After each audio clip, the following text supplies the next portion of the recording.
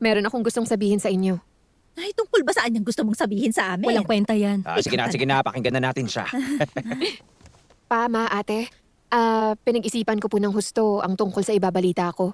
Gusto ko lang samantalahin ang pagkakataon. At isa pa, ito talagang matagal ko nang gustong gawin. Malaking bagay ito sa akin. Isang malaking oportunidad. Hay, ang dami mo naman pasakalye. Diretsuhin mo na. Gusto ko munang i-share ang dahilan. Oo na, ituloy mo na.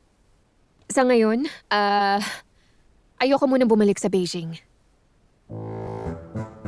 Bala ko sana magpundar at magpatakbo ng isang guest house dun sa Yunmiao Village. May natanggap kasi akong impormasyon. Mura lang daw bentahan ng property dun. Tapos magkakaroon na rin ng branch dun ng Xiaohua Bookstore. Good timing sa pagbili ng hotel. Total, sanay na ako sa ganun. Kabisado na ang lahat ng galawan. Nakakita na ako ng partner na makikihati sa lahat ng gastusin. Kinalculate na namin at pinag-usapan. At mukhang kaya naman ang puhunan. Tungkol naman sa future plans, kailangan pa namin yun pagmitingan. Wala pa akong masasabi sa ngayon.